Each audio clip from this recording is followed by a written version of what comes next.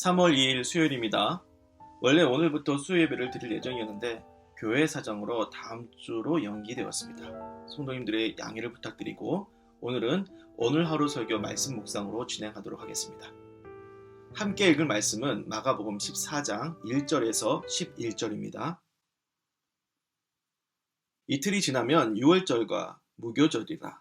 대제사장들과 서기관들이 예수를 흉계로 잡아 죽일 방도를 구하며 이르되 밀란이 날까 하노니 명절에는 하지 말자 하더라.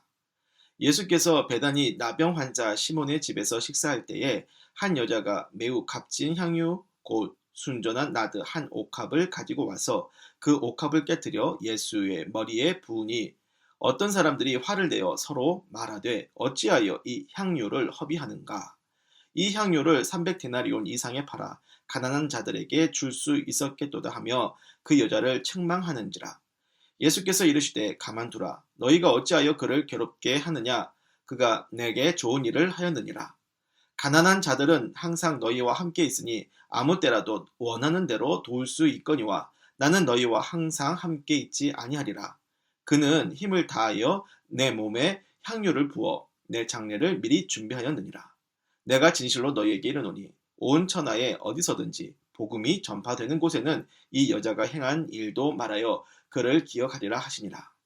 12 중에 하나인 가룟 유다가 예수를 넘겨주려고 대제사장들에게 가매 그들이 듣고 기뻐하여 돈을 주기로 약속하니 유다가 예수를 어떻게 넘겨줄까 하고 그 기회를 찾더라. 아멘. 마가복음 52번째 시간입니다. 그녀의 헌신은 계산이 안 맞았다 라는 제목으로 말씀을 전하겠습니다. 제가 목사 안수 받았을 때에 제 부모님은 저의 목사 안수에 대한 감사 헌금으로 돈을 대출하여 큰 돈을 헌금한 적이 있었습니다. 물론 누구의 강요로 한 것은 아니고 자발적으로 생각해서 한 행동입니다. 나중에 그 사실을 알고 저는 화가 났어요. 그 이유는 계산이 안 맞는 지나치게 큰 헌금이라 생각을 했기 때문입니다. 그래서 어머니한테 그랬어요. 감사 헌금이라면 형편에 맞게 드리면 되지 왜 대출까지 끌어써가지고 무리하게 거액의 감사 헌금을 냈습니까? 그때는 마치 큰 돈을 허공에 날려버린 느낌마저 들었었는데요. 차라리 그 돈을 제가 목사로서 훗날 교회 개척할 때 후원이라도 했으면 교회에 세울 목적으로 요긴하게 사용할 거니 그게 더 아깝지 않고 의미 있지 않았겠느냐 그런 생각마저 들더군요. 그러다가 시간이 좀 더 지나고 난 다음에 부모님의 심정을 나름대로 깊이 헤아릴 수 있게 되었는데요. 아버지, 어머니는 평생을 가난하게 살면서도 늘 열심히 예수 믿고 주님께 드리는 걸 아까워하지 않는 순박한 분들이셨습니다. 그런 두 분의 기도 속에서 아들이 예수님을 섬기는 목사가 되었을 때 그 기쁨이 얼마나 컸을까요? 그렇게 아들을 목사로 불러주신 주님의 은혜가 너무나 감사해서 두 분이 생각할 수 있는 최고의 헌신을 담아 대출 헌금을 하신 겁니다. 그래요. 부모님이 낸 헌금은 자신들이 다니던 교회의 재정을 채우기 위해 낸 헌금이 아니고 아들의 목사 활동에 금전적인 도움을 주기 위한 후원금도 아니고요. 그런 식으로 사람들에게 도움을 주기 위한 계산에서 낸 헌금이 아니라 오로지 아들을 목사 되게 해주신 주님을 향해 주님 한 분을 향해 그분을 위해 쏟아부어 드렸던 헌신인 겁니다. 그래서 예전에 제가 아들 목사의 교회 개척 후원으로 헌금을 했더라면 더 아깝지 않았을까 했던 그 생각을 다시금 곰곰이 생각해 보았습니다.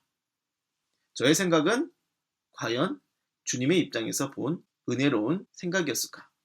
아니면 내 인간적인 입장에서 계산을 맞춘 생각이었을까? 후자라는 생각이 들더군요. 본문을 볼게요. 한 여자가 자신의 옥합을 깨뜨리고 그 향유를 예수님의 머리에 붓습니다. 그 향유는 300데나리온 정도의 가치가 있었는데 그 액수는 노동자의 1년 품삯 금액에 해당이 돼요.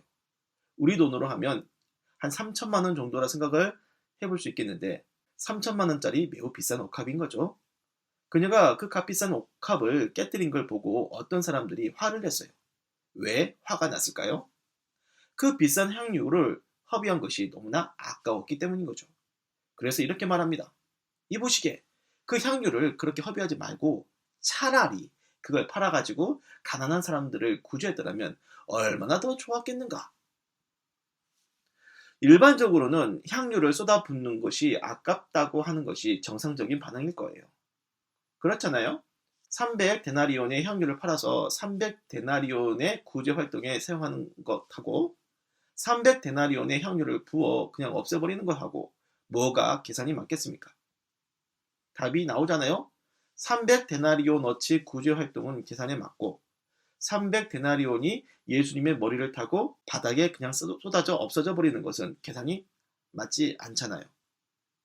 그런데요, 예수님은 계산이 맞게끔 말한 사람들을 편드시지 않고 지나치다 싶을 정도로 계산이 맞지 않게 헌신을 한 옥합 여인을 편드셨어요. 6절을 보세요. 너희가 어찌하여 그 여인을 비난하고 괴롭게 하느냐? 그가 내게 좋은 일을 하였느니라. 9절입니다.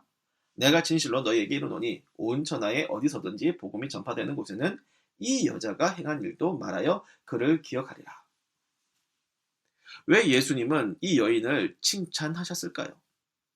그녀가 그 향유 옥합을 남김없이 쏟아 바친 것은 자신을 위해서가 아니고 옆 사람을 위해서도 아니고 오직 주님을 위해 내어드린 헌신이었기 때문입니다. 이 여인을 칭찬하신 주님이 오늘날 우리에게 주시는 메시지가 뭘까요? 우리가 헌금을 하고 봉사를 하는 신앙적인 헌신이 있잖아요.